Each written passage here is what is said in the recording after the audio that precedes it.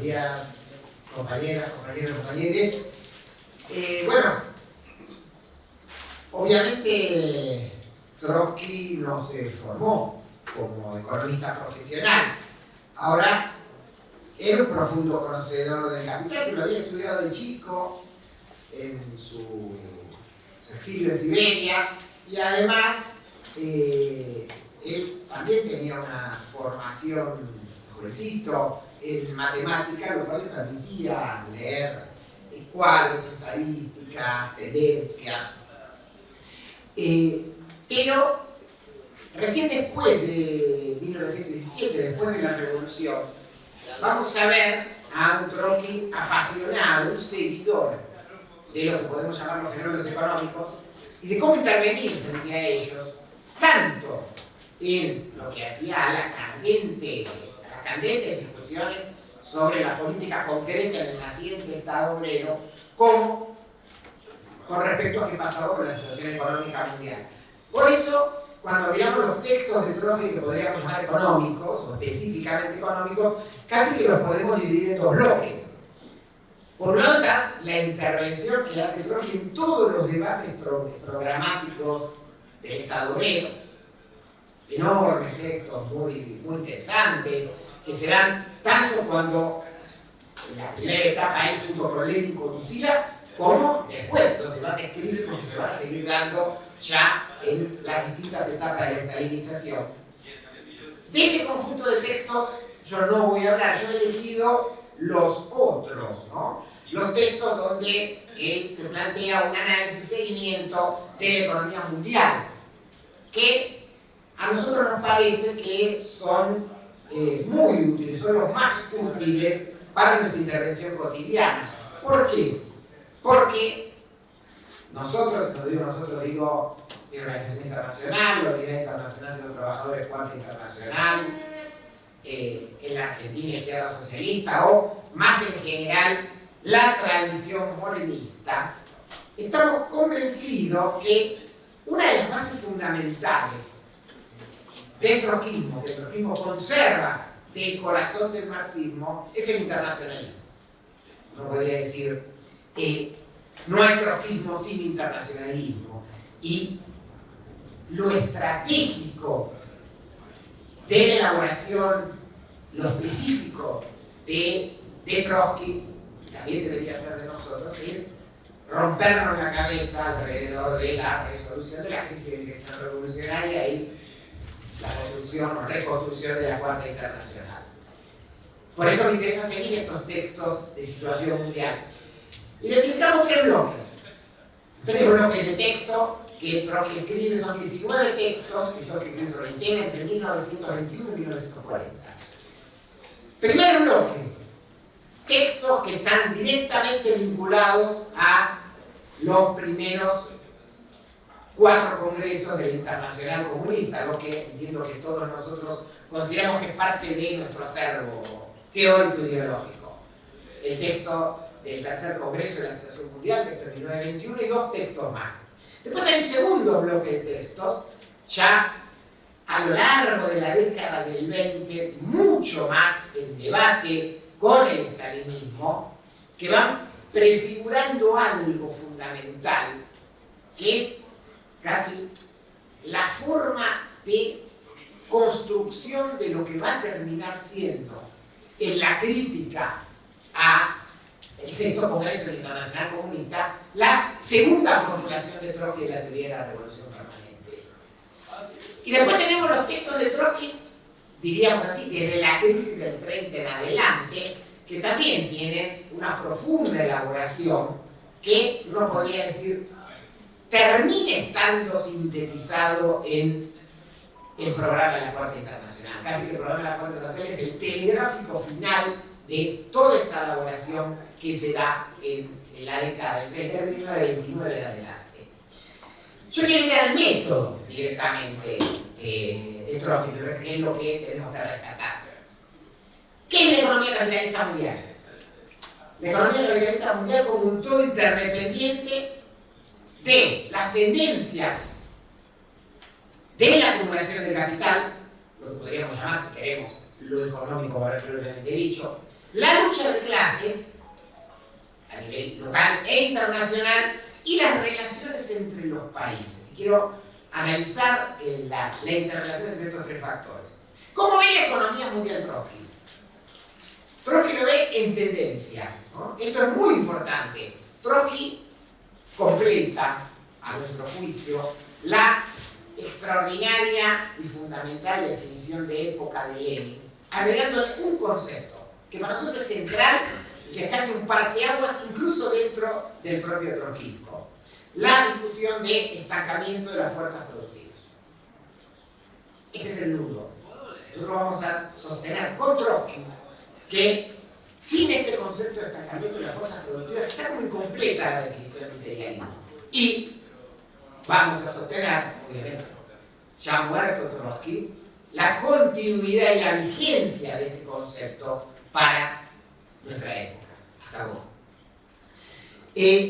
Trotsky nos invita a analizar entonces esto. ¿De qué manera? Dice, bueno, a ver, obviamente, porque Trotsky no es un colapsista ni un catastrofista extremo. Sí, por supuesto, hay ciclos. Hay ciclos. Y la economía puede caer, puede recuperarse.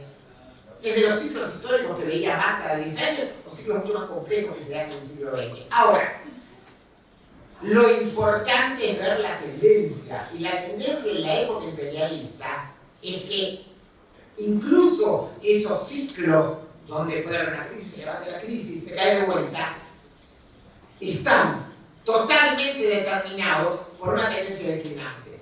Y esa tendencia declinante está dada justamente por esta definición de estancamiento de las fuerzas productivas. Por eso, la economía mundial o la economía de determinados países puede equilibrarse provisoriamente, pero no estabilizarse en la época imperialista. Es más, cualquier recuperación nunca alcanza los niveles de destrucción del periodo anterior. Esto es importante para ver el primer elemento, es el elemento de la tendencia. No quiero hablar mucho de esto en discusiones sobre las ondas largas, textos muy interesantes. Pero para analizar lo que estamos diciendo, esto lo tenemos que interrelacionar y articular con la lucha de clases. Esto es, los vaivenes económicos están indisolubles, íntimamente unidos a la lucha de clases. Lo que estabiliza una situación es efectivamente una baja, un parate de la lucha de clases. Y cuando decimos la lucha de clases, no solo nos estamos refiriendo a los hechos obviamente concretos, huelgas, lockouts, luchas revolucionarias, o si queremos, situaciones revolucionarias, contrarrevolucionarias, no revolucionarias, sino también en la época imperialista, y esto no lo discuten mucho, incluso en la época de la tercera,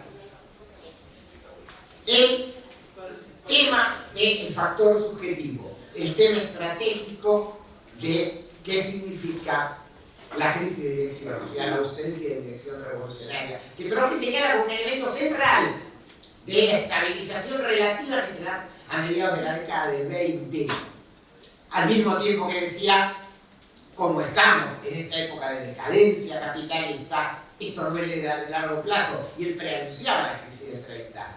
Pero señalaba por qué se estaba estabilizando la economía europea en el 25 y en el 26. Y era por la traición del estalinismo, por la traición a la revolución inglesa, a la revolución china.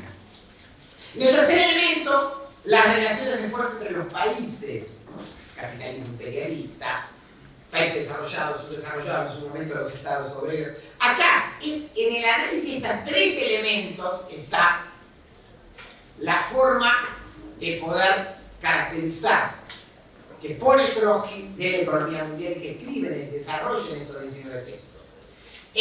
Voy cerrando entonces, ¿por qué este método de análisis es muy importante para nosotros? Porque nos permite traerlo a la realidad de hoy. ¿Qué decimos nosotros hoy en base a estas caracterizaciones? A. Seguimos viviendo en la época imperialista, o sea, prevalece el estancamiento de las fuerzas productivas. Primera definición fuerte. Segundo, desde hace medio siglo, en ese marco más general, desde hace medio siglo, el capitalismo imperialista está sumido en una crisis crónica que tiene fases agudas de explosión, sí, que tiene fases agudas y que esas fases agudas van marcando los ciclos de ese medio siglo. Que, tercero, que esto se profundiza a partir de la crisis de 2007-2008 hasta transformarla en la crisis más grande de la historia del capitalismo imperialista. Por último, ¿y por qué pasa todo esto desde hace medio siglo? ¿Por qué no se recupera el equilibrio? Así sea parcial, como fue en el boom de la posguerra. ¿Por qué esa estabilización requeriría una derrota profundísima de la clase trabajadora? Y esa derrota estratégica no se produjo. Y ahí sabemos que tenemos debate con otra corriente del trotskismo sobre esa caracterización. Como no se produjo esa derrota, exactamente como no se produjo esa derrota, continúa la crisis crónica. Claro, el capitalismo sigue, aumenta la sobreexplotación, la pobreza extrema, aparece la degradación ambiental, las guerras, genocidios por Gaza. ¿Por qué? Y por lo que decía Trotsky en 1921 y también en 1938, por la crisis de dirección revolucionaria. Por eso termino con esto. Lo estratégico de la importancia de estos análisis lo fue para Trotsky y lo es para nosotros la tarea, ¿no? La construcción, la reconstrucción del acuerdo internacional. Para hacer eso, Trotsky analizaba la situación mundial. Gracias. En estos debates podríamos hacer, como se suele decir, cuando hacen la ciencia de la diferencia entre marcianos y marxistas, ¿no? Entendiendo por marcianos los que van al debate del detalle académico de lo que dijo Marx y por marxistas a discusiones más antiguo-programáticas. Podríamos hacer un debate trotskiano sobre qué fue lo que dijo Trotsky y sus sutilezas en cada uno de los puntos que charlamos. Pero a mí me parece que tiene mucho más utilidad, voy a responder entonces a muchas de las dudas e incluso a algunas de las aseveraciones del compañero de mesa en términos más de trotskista ortodoxo, si se quiere, bárbaro, bruto, porque me parece que esa línea es lo que nos hace falta en el programa. Entonces, primera cuestión, Estado. Cuestión importante. El estalinismo y los llamados socialismos del siglo XXI nos metieron un balance. Hubo mucho Estado. Y nosotros decimos tajantemente, el programa marxista, trotskista, el programa de la revolución social, el programa que se necesita, es el programa de expropiación de la burguesía. Y esto es, en concreto, expropiación de los medios de producción. Sí, es lo que dice el programa de transición, que el Estado expropie los medios de producción. Que haya monopolio del comercio exterior. ¿Monopolio del comercio exterior por parte de quién? Por parte del Estado, ¿de quién va a ser? Que haya planificación de la economía. ¿Quién planifica? El Estado. ¿Quién va a planificar? Una constitución. Esto es muy importante. Esta es la forma concreta de empezar a romper la dependencia de la ley del valor que preguntaba un compañero. Por supuesto, esto se ata total y absolutamente, y también por esto somos troncos, ¿no?, con la democracia obrera. O sea, nacionalicemos los medios de producción, que no lo controlen los burócratas, que lo controlen los trabajadores. Bueno, vamos para ahí. La democracia obrera. Ahora, estos dos elementos en el programa están totalmente atados al tercero, que es la imposibilidad del socialismo en un solo país.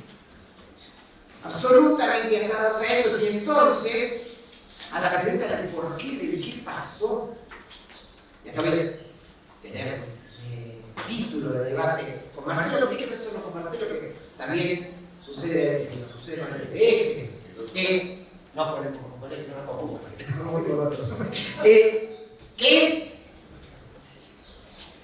esto sucede, el problema de la crisis de dirección no es un problema, Desde la perspectiva trotskista, no es un problema de subjetividad obrera, es un problema de direcciones revolucionarias o direcciones contrarrevolucionarias.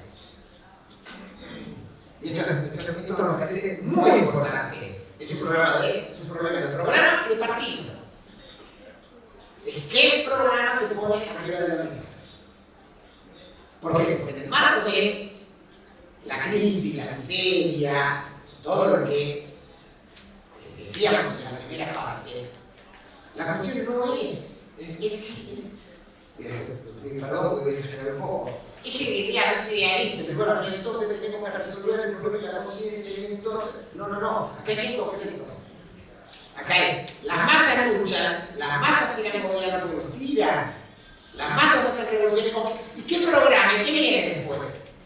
¿Viene o no viene el programa de la expropiación de los medios de producción? Bueno, en el siglo XXI, bueno, digamos desde el 89 para acá, para hacerlo más en general, hemos visto montones de insurrecciones. ¿Y qué pasó después?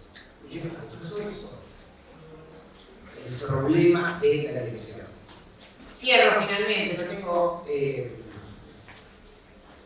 la inteligencia artificial que planteó el compañero. No sé, vamos a ver, si la inteligencia artificial es más productividad, no puede ser. Ahora, cuidado,